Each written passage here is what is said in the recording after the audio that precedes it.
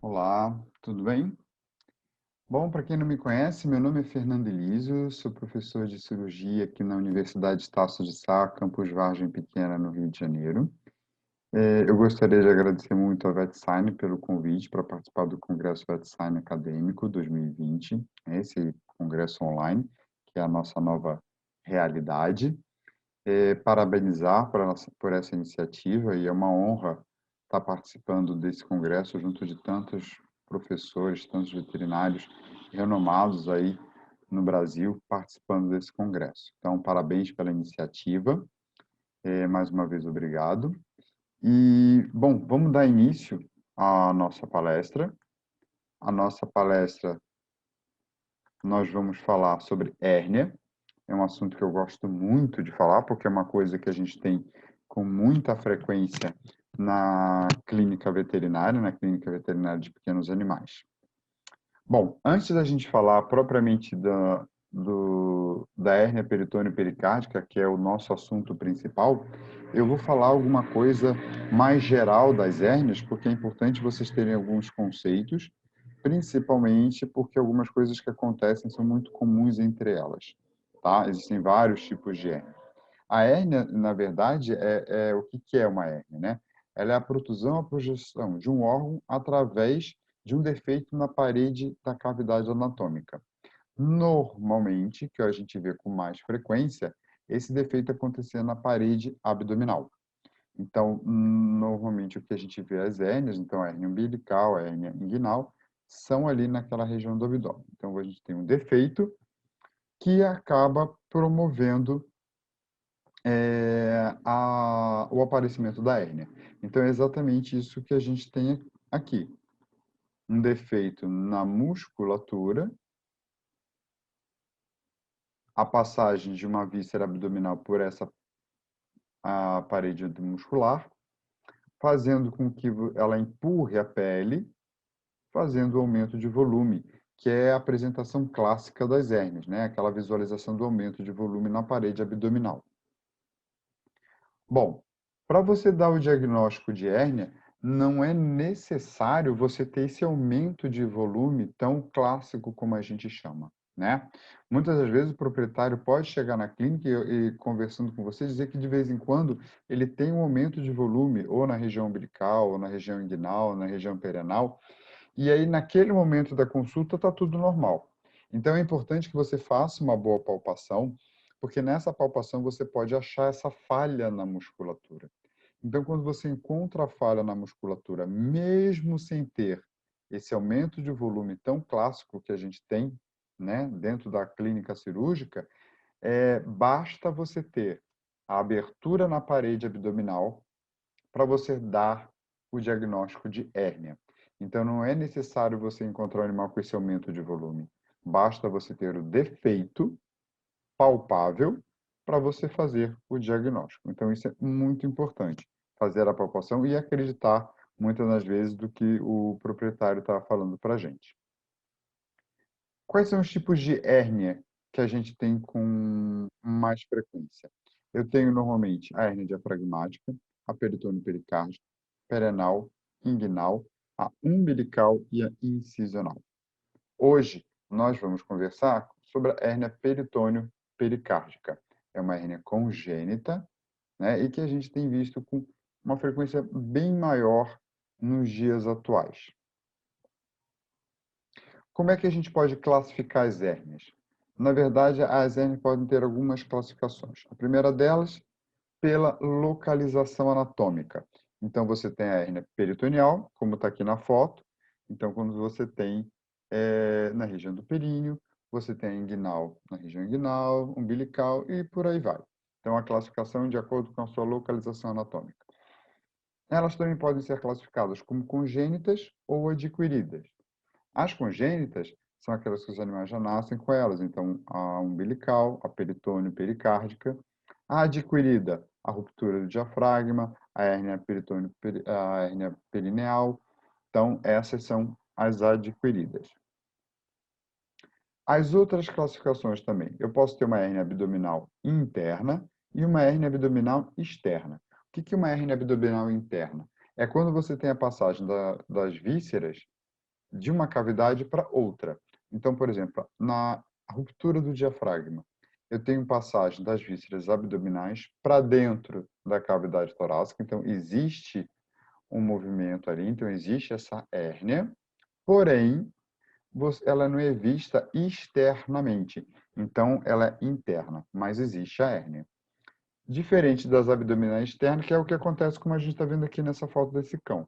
Você tem um aumento de volume, então você tem a passagem das vísceras abdominais através da musculatura, elas empurram a pele, fazem esse abaulamento, ficam ali dentro paradas, então elas são vistas externamente, tá? E a outra classificação, o que a gente pode chamar a hérnia de falsa ou de verdadeira. E essas hérnias podem ser faladas de falsa ou verdadeiras de acordo com a sua constituição. Então, as hérnias, para serem verdadeiras, elas têm que apresentar três estruturas: o anel, o saco herniário e o conteúdo. Se elas não tiverem essa constituição completa, elas são hérnias falsas. Quais são os conteúdos mais comuns que a gente tem dentro das hérnias em geral? Esse conteúdo é muito variável e ele vai depender principalmente da sua localização. Então, eu posso ter, por exemplo, uma hérnia perianal contendo flexura retal, então posso ter uma parte do reto, eu posso ter bexiga, eu posso ter glândula prostática, posso ter uma inguinal também com útero, com bexiga, vou ter a ruptura do diafragma com a alça intestinal, com o fígado, principalmente, com o estômago. Então, óbvio, dependendo da localização da hérnia, eu tenho aquelas vísceras que estão mais próximas e que vão ser o seu conteúdo mais frequente, tá? Uma situação que acontece em todo tipo de hérnia, e ela deve ser sempre, isso deve ser sempre pensado e está na mente de todo mundo, porque isso pode transformar uma hérnia clinicamente estável numa emergência cirúrgica. Então, olhando aqui na primeira foto, né, nessa primeira parte aqui da foto, a gente vai ter um espaçamento, né, a ruptura da musculatura, um esgarçamento dessa musculatura, a formação do saco herniário. Esse saco herniário, muitas das vezes no abdômen, ele é formado pelo peritônio, ok? E aí você vai ter vísceras que vão passar por esse anel, vindo para dentro desse saco herniário. As vísceras podem entrar e voltar para dentro do abdômen. Entrar e voltar para dentro do abdômen. Isso a gente chama de uma hérnia redutível. Porém, as vísceras podem entrar e, por conta do espaço e do tamanho do anel, elas podem ficar encarceradas, ou seja, elas entram e não saem mais. Vamos usar o intestino como exemplo, que fica bem fácil da gente entender. Então, a gente tem um intestino encarcerado. Então, se você tem uma alça intestinal encarcerada, ela já pode, no momento do encarceramento ali dentro dela, já pode ter fezes. E quando ela está encarcerada, ela perde o seu movimento, o seu peristaltismo diminui, então aquelas fezes ficam ali paradas, então não há um movimento intestinal normal. Então a gente pode dizer que ela está obstruída. E aí, estando obstruída, óbvio, a gente começa a ter alguns outros sinais clínicos, por exemplo, como vômito, diarreia, em decorrência dessa obstrução. Frente a essa obstrução, isso ainda pode piorar um pouco mais. E aí eu vou ter uma hérnia, né, aqui no último caso, com muitas fezes paradas, a musculatura começa a comprimir essa parede de alça intestinal, tá? Eu estou usando o intestino como exemplo, que ele ajuda bastante. Por conta dessa compressão, você começa a ter uma isquemia, uma diminuição da circulação. Por conta dessa isquemia, eu posso vir a ter uma necrose e até mesmo uma ruptura da parede do intestino com o derramamento de fezes, né, de conteúdo intestinal no saco herniário, tá? Então, é um quadro que pode ser progressivo. Então, eu tenho primeiro o encarceramento, depois a obstrução e, no último caso, o estrangulamento, tá? Podendo ter necrose. Então, aqui, no início, eu tenho uma clínica, né? Sinais clínicos brandos, a gente sabe que tem hérnia, mas eu posso chegar aqui na terceira etapa e eu ter já o animal com sinais clínicos, podendo entrar até em choque, com dor, processo inflamatório exacerbado, vômito, diarreia, podendo até entrar em quadro séptico de acordo se houver ruptura e fezes aqui soltas nessa região, tá? Então aqui não seria uma emergência, aqui eu passo a ter uma emergência. E esse tipo de situação pode acontecer em qualquer uma delas. Bom, entrando propriamente no nosso tema de hoje, que é o diafragma, então a gente tem dois tipos de lesões, duas hérnias no diafragma. Uma, que é a ruptura do diafragma, que é extremamente comum, tá? Então você tem a ruptura do diafragma, quando você tem a ruptura do diafragma, você tem perda de pressão negativa e a passagem de órgãos da cavidade abdominal para dentro do tórax. E você também tem, que é o nosso assunto de hoje, a hérnia peritônio-pericárdica, que é uma hérnia congênita, tá? Só que a grande diferença dela é que você não tem perda de pressão negativa aqui no caso. Por quê? Porque você tem uma falha do diafragma, porém ele fica preso ao pericárdio. Então você, quando tem a hérnia, as vísceras não vão para dentro do tórax, as vísceras vão para dentro do saco pericárdio. Então, a primeiro momento, não existe, nesses casos, uma perda de pressão negativa, ok? A passagem das vísceras será num espaço diferente. Bom, como é que ela acontece? Ela é congênita, como a gente já falou. Ela é uma hérnia verdadeira e é uma hérnia interna, tá? Então, ela é uma hérnia abdominal interna porque ela é a passagem das vísceras para dentro do saco pericárdio, então ela não é visto externamente. Então, é uma hérnia abdominal interna. Ela é congênita, os animais nascem com ela. E ela é uma hérnia verdadeira porque ela tem um anel, ela tem um saco, que no caso acaba sendo o pericárdio também, né? Mas você tem uma extensão do peritônio lá para dentro e você também tem o conteúdo. Então, ela é uma hérnia verdadeira.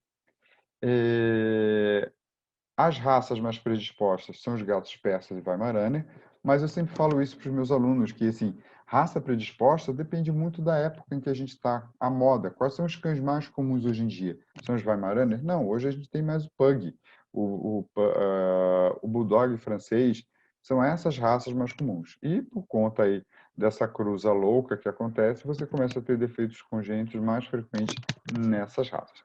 Então, por exemplo, as três últimas hérnias peritônio pericárdicas que eu peguei foi em Bulldog francês, tá? Os sinais clínicos, eles podem nunca se manifestar, vai depender muito do tamanho dessa lesão, se não existe outro tipo de doença congênita associada, ok? E, na maioria das vezes, os sinais vão acontecer até 1 ano de vida, tá? Então, até 1 ano de vida, se realmente houver uma grande lesão, a gente começa a ter os sinais aparecendo. Bom, ela acontece por um mau desenvolvimento, né? Uma falha durante a fase fetal. Então, você tem uma lesão pré-natal. Podem vir associadas outras doenças congênitas, outras lesões. Então, uma delas seria as anormalidades cardíacas. Então, esse cão pode ser um cardiopata. E também defeitos como no externo. O externo pode vir diminuído, ele pode ser encurtado. Então, você também tem deficiências anatômicas por conta disso, então, do externo, tá? Na hérnia peritônio pericárdica, que é o mais comum ali, a gente conversou sobre isso lá no início, o seu conteúdo mais comum pela anatomia é o fígado, e o fígado ele tem uma característica muito dele quando faz a hérnia.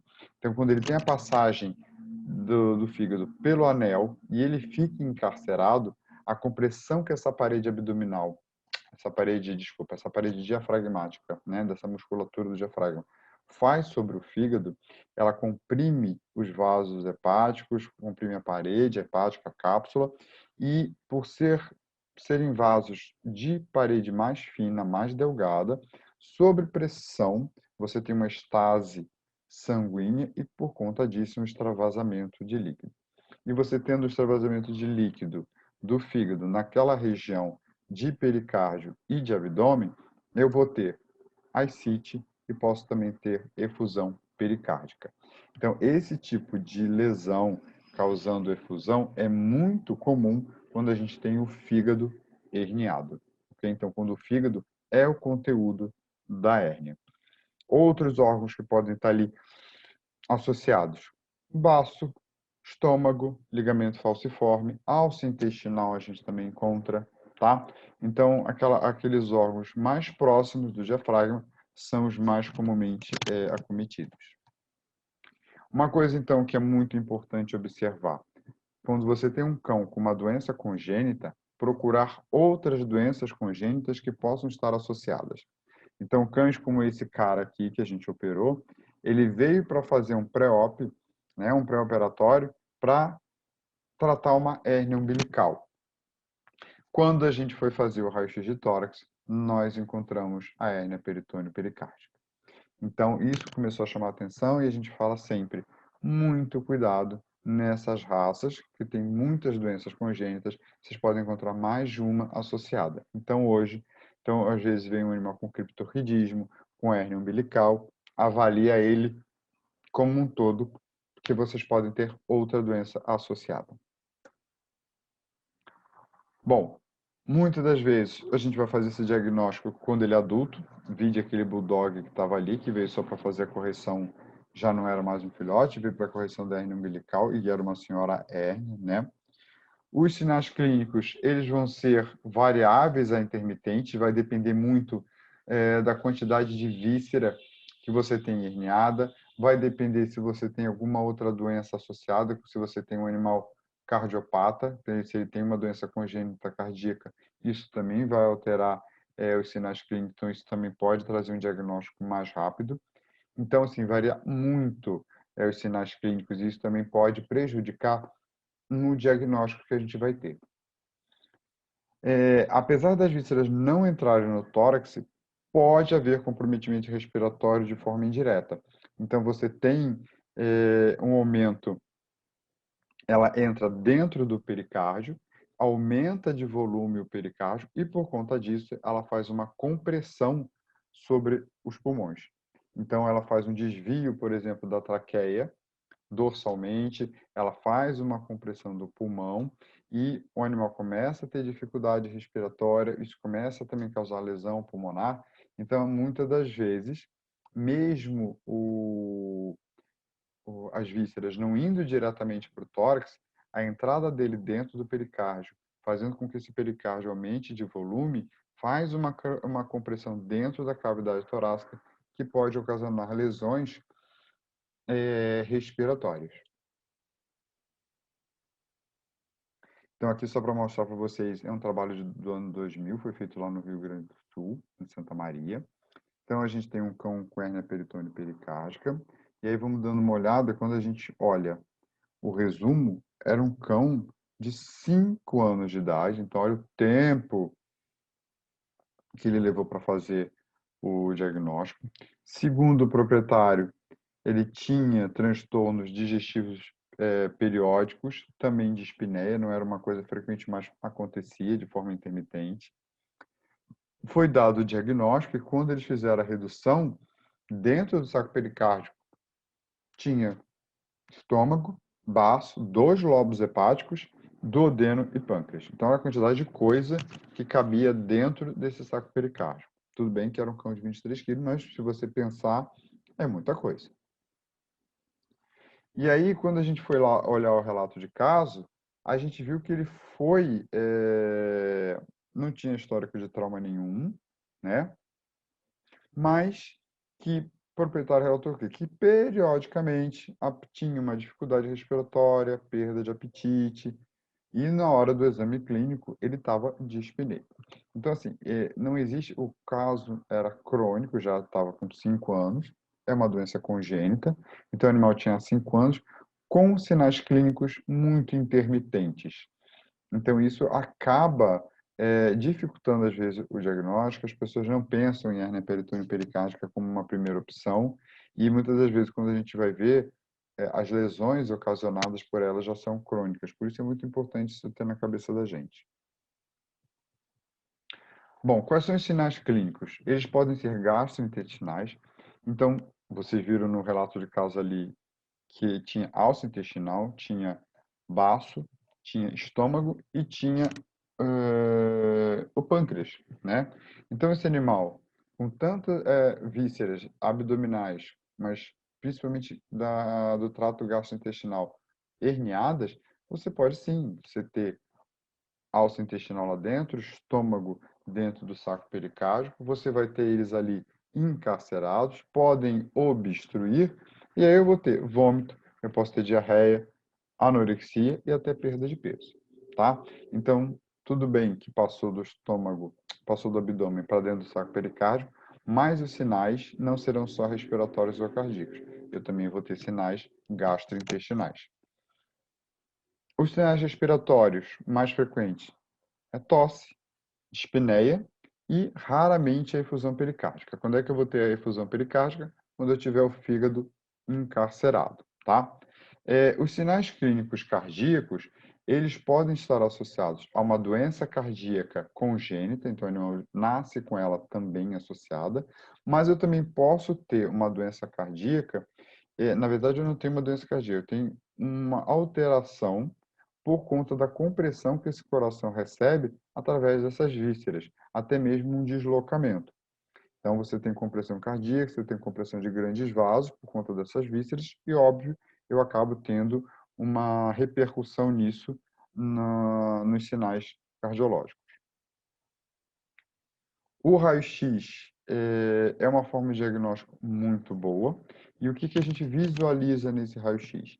Primeiro, um aumento do tamanho da silhueta cardíaca. Então, olha o tamanho do pericárdio desse cão, tá? Vejo também uma traqueia deslocada dorsalmente, então ela foi empurrada lá para cima, quase encostando na coluna vertebral, por conta do aumento do coração. Não do coração, mas da silhueta, né? O pericárdio cheio de vísceras. Além disso, eu tenho uma sobreposição do diafragma com o pericárdio, então você vê que aqui nessa foto elas se misturam, lesão do pericárdio e lesão do diafragma, tá? Uma descontinuidade do diafragma, então ele vem aqui, ó, vem de repente ele some, né? Você não vê aquela linha do diafragma perfeitamente nesses casos. E distúrbios do externo. Então a gente viu que além da hérnia, eu posso ter anomalias cardíacas e também posso ter distúrbio do externo. Olha como ele é encurtado nesse caso e totalmente mal formado, tá? Então, você tem uma malformação das esternebras, como eles mostram aqui nessa foto, tá? Então, eu tenho, normalmente aqui, ó, de novo, coração extremamente aumentado. Então, um saco pericárdico de um volume muito maior, ocupando praticamente toda a cavidade torácica. Então, por isso, esses animais podem ter alteração respiratória, mas tem por quê? Pela compressão que esse aumento de volume está fazendo dentro da cavidade torácica. Esse aqui é um raio-x de um livro, mas ele é bem legal, né? Foi feito um raio-x contrastado. O raio-x contrastado, ele não é um raio-x que a gente recomende muito quando você tem uma hérnia em que possa haver uma ruptura de víscera, porque senão você vai ter conteúdo dentro da cavidade, aqui no caso pericárdico, abdominal, até mesmo torácica. Mas ele, como diagnóstico, fica uma imagem perfeita, né? Então você está vendo o animal dentro do, tá aqui, o tórax, traqueia, diafragma, e aí quando fez o contraste, as alças intestinais todinhas dentro da cavidade pericárdica. Outra foto aqui, então a gente vê diafragma, de repente ele perde a sua continuidade, um aumento do volume do saco pericárdico, traqueia colada na coluna vertebral, só que dentro do saco pericárdico a gente vê a presença de gás, aqui e aqui. O que chama a atenção para a gente da probabilidade de você ter uma alça intestinal ali dentro. A ultrassonografia e o ecocardiograma ajudam bastante no diagnóstico da hérnia peritônio-pericárdica, tá? Você pode ter, através, a ultrassonografia pode ter uma imagem melhor caso o fígado esteja herniado. Então, se o fígado está herniado, está encarcerado, vai produzir aquela efusão, pode fazer a ascite, pode fazer a efusão pericárdica, e por conta disso, se tem a formação de líquido, a imagem do ultrassom acaba ficando melhor, ela fica mais favorecida, né? O ecocardiograma, em casos de dúvidas, ele ajuda bastante no diagnóstico da hérnia peritônio pericárdica, como vocês vão ver. Então, hoje, às vezes o pessoal, quando faz o raio-x, dependendo do tamanho dessa hérnia, fica uma dúvida, tá? Dependendo do seu posicionamento, que normalmente a hérnia é muito próxima ali do chifoide. Então, existe a dúvida e, muitas das vezes, os dois últimos casos, eu fechei com o eco, tá? O tratamento clínico não tem muito o que ser feito ali, apenas oxigenoterapia. É estabilizar esse animal caso ele esteja em crise, fazendo algum tipo de dispneia, e operar, tá? Não tem muito o que esperar.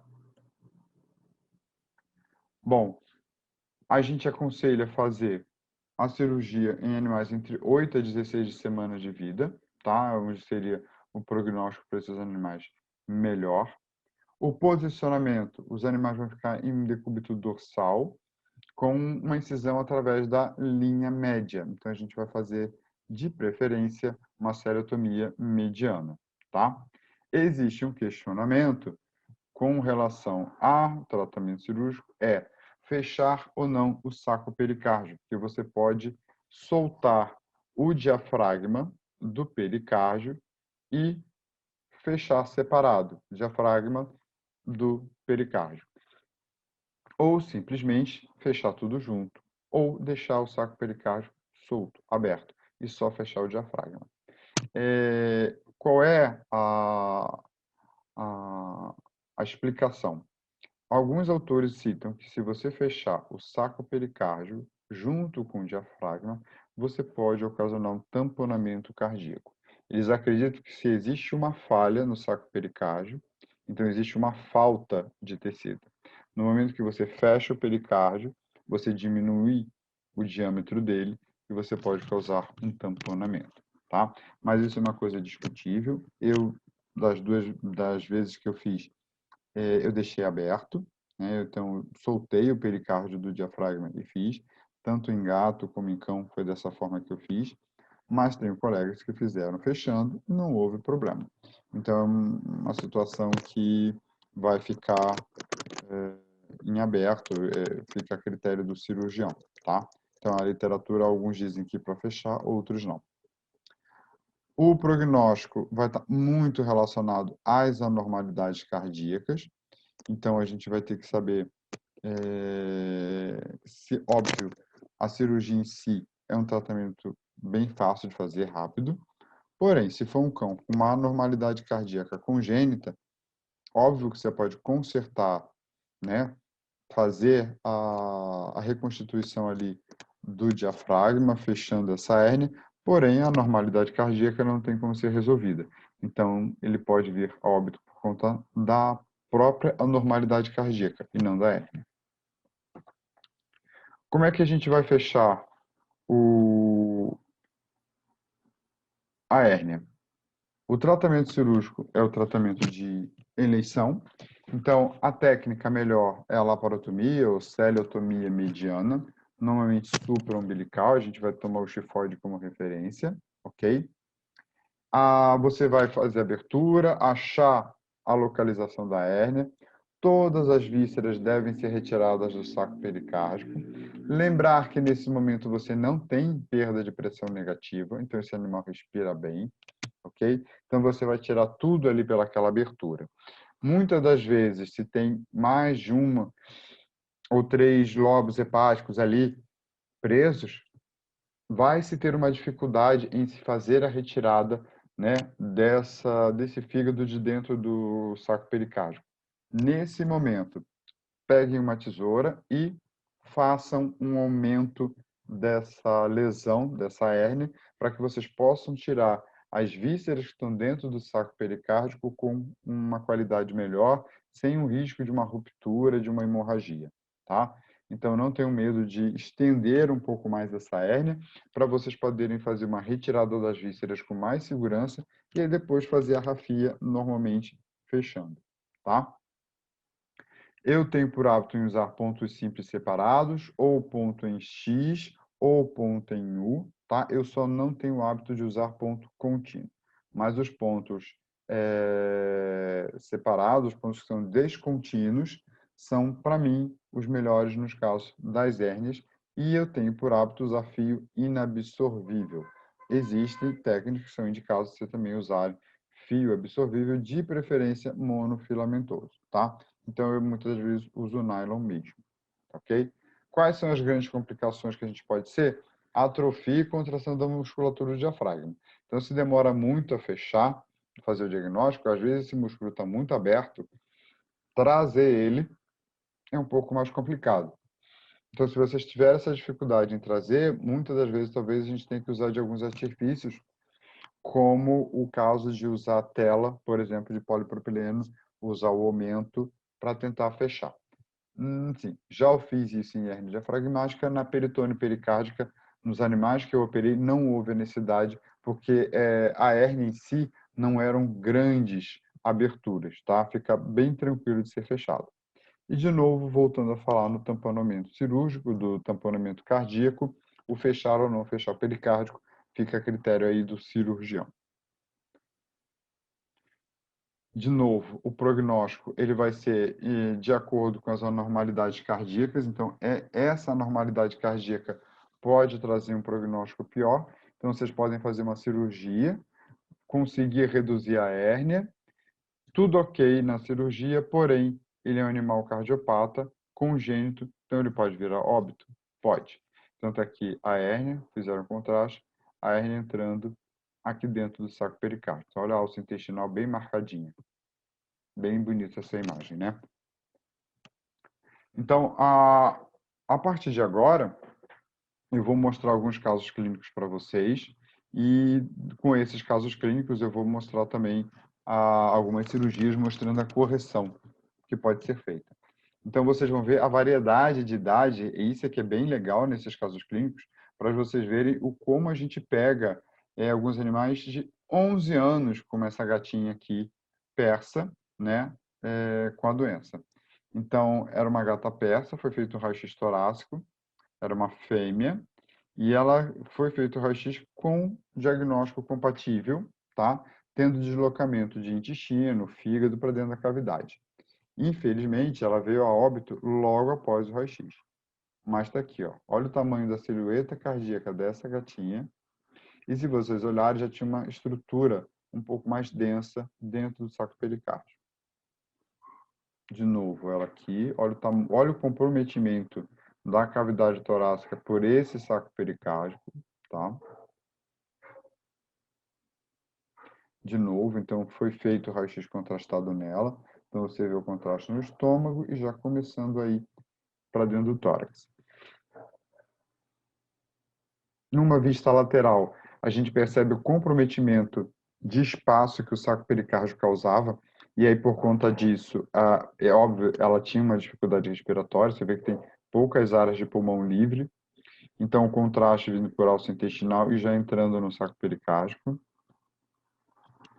Esse é um segundo caso, e aí olha a diferença de idade, isso aqui era um ragdoll de 2 meses, então essa gata foi feito o diagnóstico ainda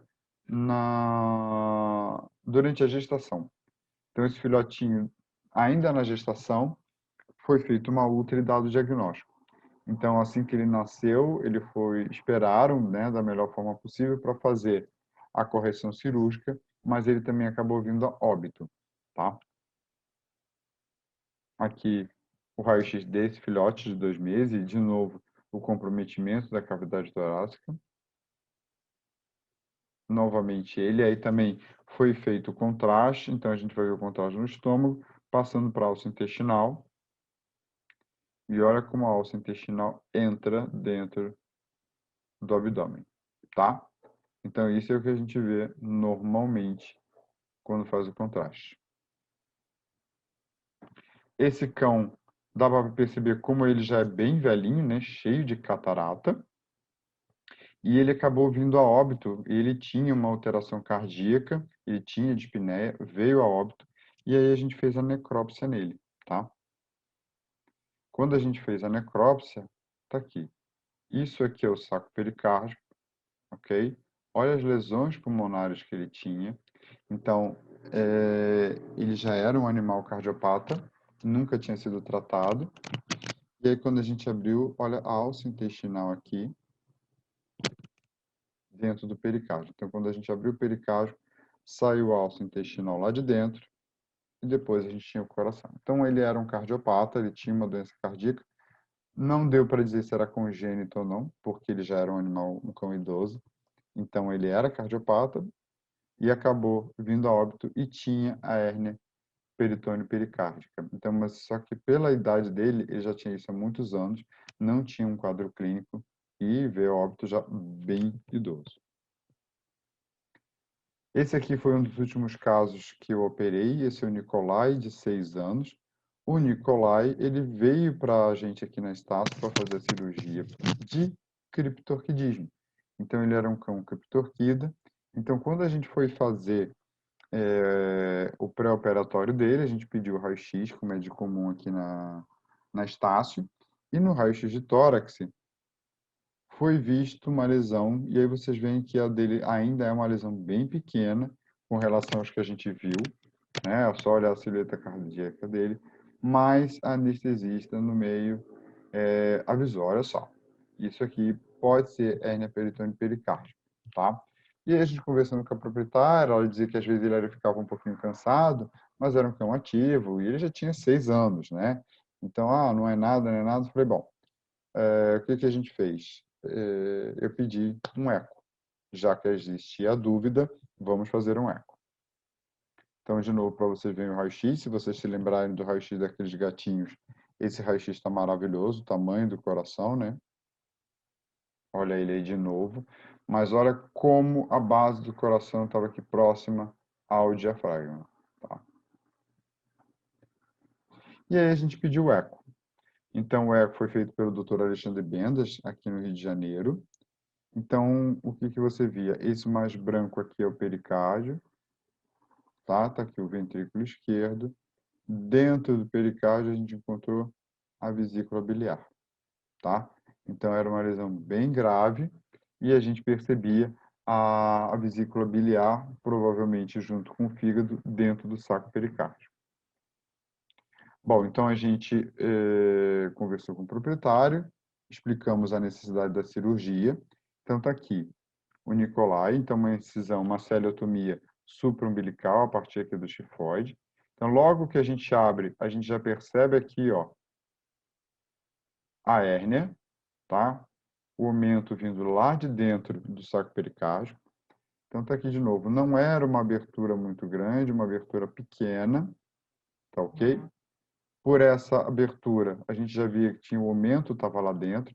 Quando a gente trouxe o aumento, havia aderência, porque ele tinha 6 anos, então provavelmente você tem aderências ali. Então, foi tudo feito com muito cuidado para não haver nenhum tipo de hemorragia, lesão.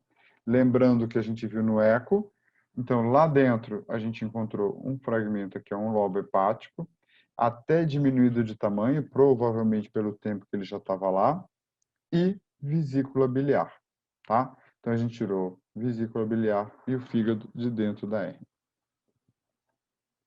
Então, aqui já tudo feito. Então, o fígado e vesícula biliar voltando para o abdômen e está aqui a abertura.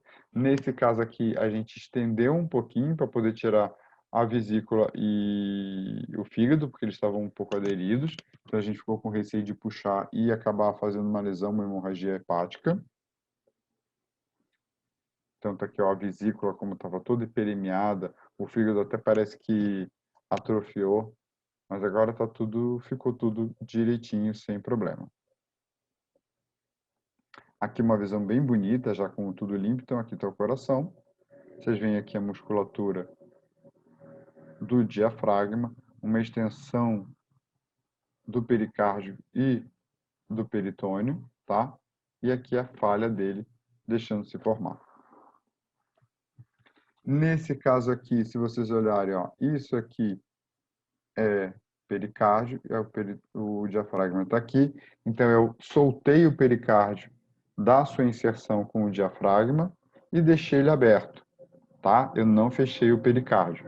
E fechei na rafia da hérnia apenas o diafragma.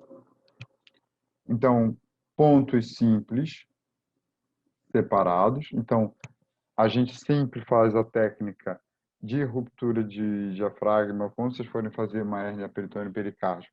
Fazer sempre da parte mais dorsal e vir subindo, tá? Então, a gente começou aqui pelas laterais e foi aproximando aqui do meio. Com fio inabsorvível, ok?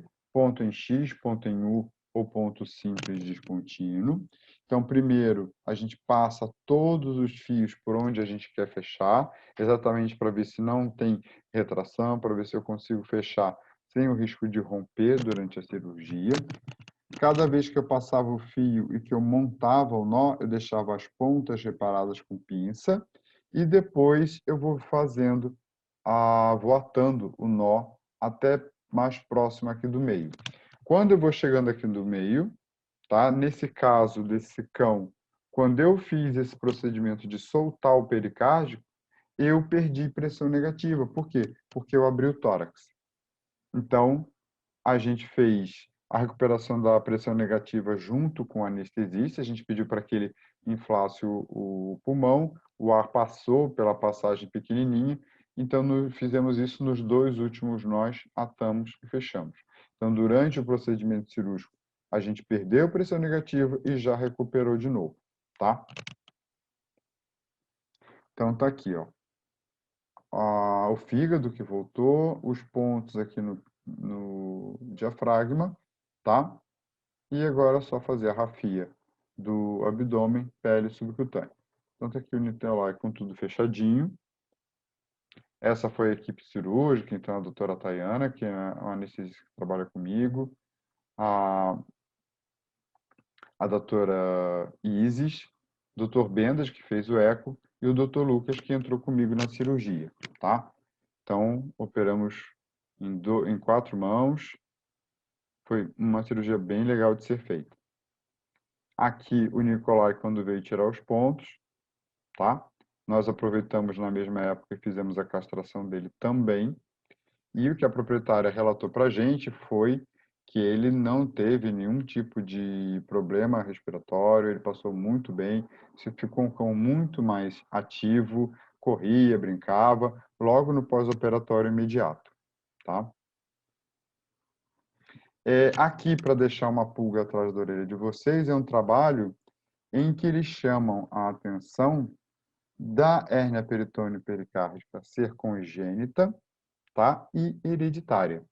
Então, joga um verde assim esse trabalho. Por quê? Porque eles foram fazer uma avaliação numa gatinha. Essa gata estava gestante. Durante a avaliação dessa gestação na outra, eles perceberam que, além de gestante, ela tinha a hérnia peritônio pericárdica e os filhotes dela também, tá? Então, estava aqui, ela estava gestante, ela tinha a hérnia peritônio pericárdica, tá? E depois os seus filhotes também apresentaram. A grande maioria deles morreu, então quando fazia necrópsia, estavam todos eles com hérnia peritônio. Olha o tamanho desse saco pericárdico já cheio de lesão, tá? Aqui o raio-x dos filhotes. Então, alguns viveram há alguns dias, outros morreram imediatamente. E aí você vê o tamanho do saco pericárdico, ok? Então, esse trabalho era para realmente chamar a atenção da gente dessa possibilidade da hérnia peritônio-pericárdica não ser só congênita, mas também ser hereditária. Então, fica ali aquela sementinha plantada e é uma coisa que a gente tem que tomar cuidado, ok? Eu queria agradecer mais uma vez o convite. Se houver alguma dúvida, se alguém quiser conversar comigo, tá aí meu e-mail. Para quem não conhece, esse aqui é o campus aqui da nossa universidade, é o campus da Universidade de Estácio de Sá, aqui em Vargem Pequena, no Rio de Janeiro. Ele é só para veterinária, ele é o único curso que tem aula aqui, ok? Então, mais uma vez, muito obrigado a VetSign pelo convite.